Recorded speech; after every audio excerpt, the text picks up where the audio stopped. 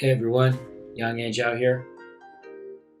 Yesterday, the nicest man in comics, Clint from Sweetcast, made this video. The Indiegogo gold rush is over. I'm sorry, Clint, but you are absolutely wrong. The Indiegogo gold rush has just begun.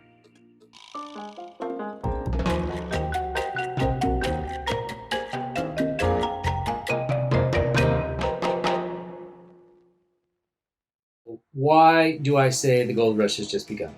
There has never been a better time to make your own comic book. Now, some people might say the 80s. There were a heck of a lot more comic shops, and there were a heck of a lot more indies in comic shops at that time. But when you really look at it, none of them have the advantages that we have today.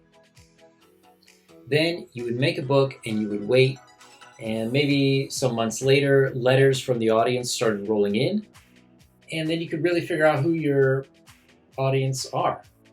Now you can talk to people before you actually make your book.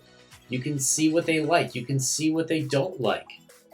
You can get people excited to buy your book on a shoestring budget or no budget.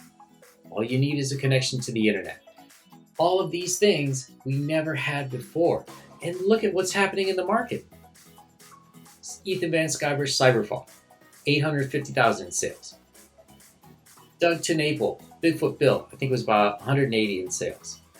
You have Red Rooster, John Malin's first book, I think sold about $70,000. Now his second campaign just ended about $170,000. Even Clint, who, no offense, Clint, but before he started making videos, if you said, who is Clint Stoker? What has he done in comics? The answer would be nothing. You wouldn't know who he is. His book, currently sitting at about $30,000. Go buy Downcast if you haven't bought it yet. It's a great book. Links down below. So my point is, in terms of, is this a great time to make your comic book? Heck yeah, you've never had a better time. Look everyone, I made this channel not because I love hearing myself talk, but because hopefully in 2021, I want to release a comic and a D&D campaign guide at the same time. That's my plan. Things are on track. Now, what else did Clint have to say? Now, everything else, I 100% agree with him. And let's just go through his points very quickly. Story with mass appeal. If you want to make money, heck yeah. A lot of the current indies, they have certain subcultures that they are trying to appeal to. And the question is, A, is your subculture large enough that you will make sales? Or are you gonna be sucking wind on this one? So let's take, for example, if you had some kind of a story that's based on, let's say, Star Wars. This is what happened with Ethan Van Sciver's channel. I think he was sitting about like 30,000 or so subs on just from comic stuff. So his channel wasn't that small, but when he started his Star Wars stuff, his subs went through the roof. Why is that important? Well, people who like Star Wars probably grew up buying comics, and the ones that hadn't, they would be predisposed to like the kind of entertainments that comics are. He has a comic about a robotic frog that came to Earth, well, sort of came to Earth, to save the human population from outer space wasps. That's a great story. That's sci-fi. Sci-fi is something that appeals to Star Wars people. Definitely mass appeal, or you have to be willing to be in a smaller genre that will make less money. Clint's second and third points: professional art and professional writing. Heck yeah. Now, there is something to be said about getting your work out there. And there is sort of a question is, what is professional art? Like if you've seen Squirrel Girl, it's technically professional art because somebody's getting paid to draw that garbage, but is it really of a high quality? No. If you want to be one of these top campaigns, you got to be really great. Professional writing. Yes, you need to know how to write a story. If you've never written anything professionally before, you probably are going to have to take a while, 6 months, 1 year, to really develop out a longer story. In a lot of these smaller Indiegogos and some Kickstarters that I see, the art and the writing can be a little bit questionable. If you can't afford a good artist, and you say, well, I'll just draw it myself, you really got to hold it there. Sort of standard Indiegogo pricing is about $25 per issue, which, as Clint goes on to explain, is somewhere around 48 pages on average. But that's the high end. That's what an Ethan Van Sciver, a John Malin, even a Zach is getting for their work. So if you don't have a name in the industry, you're probably going to have to scale that back. And then, are you going to be able to attract people with questionable art? I mean, I don't think so. Unless your goal is just to get something out there, you're just not going to get a lot of buys. Now, Downcast from Clint, it has Nacho, say his name was Lazaro. Sorry, I totally forgot. He's a decent artist. I don't know that I would say he's necessarily top of the top, but he's pretty good. I could see his style of drawing in a comic back in the 80s when things were much better. When you're writing, everybody who is doing some kind of sport needs a coach, right? Like, there's no Olympic athletes who don't have a coach. You always need someone to look it over and see, what did I miss? And even if, oh, this looks good to me, somebody may say, oh, hey, wait, this wasn't clear. This is what you need an editor for. For the love of God, get yourself an editor. I don't care what you're writing, you need one. George R.R. Martin has an editor. J.R.R. Tolkien had an editor. Tom Clancy, guy's got an editor.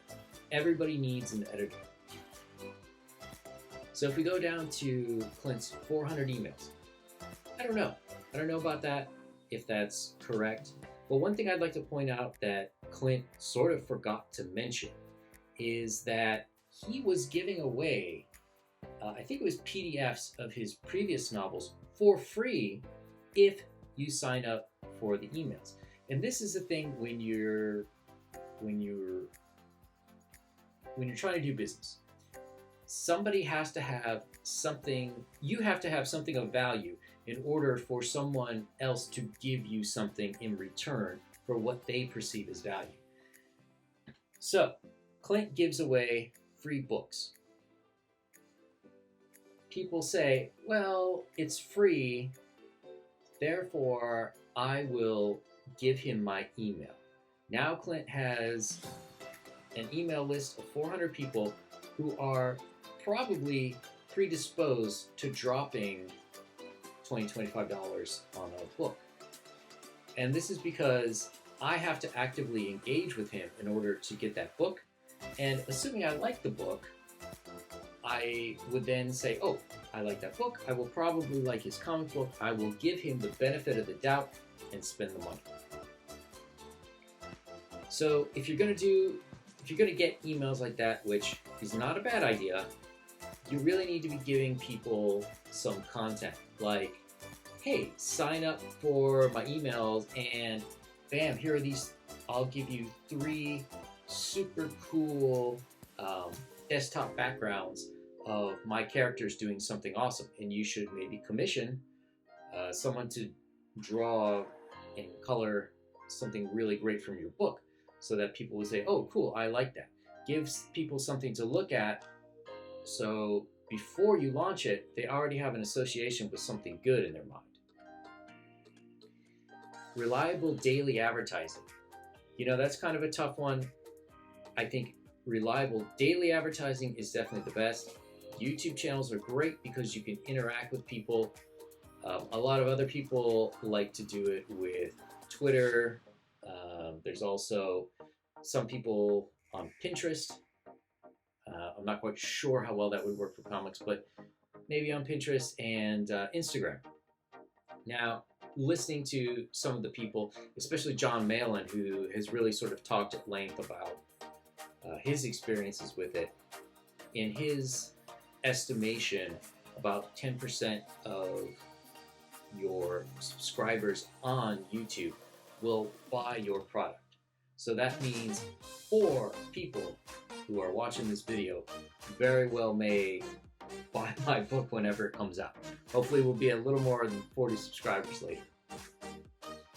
But this is something that you can estimate. Now, some people incorrectly want to inflate their numbers, in my opinion, in the whole, oh, I'll subscribe to you if you subscribe to me. And the reason I say this is it's incorrect because you want people who are interested in what you have to say and what you're doing.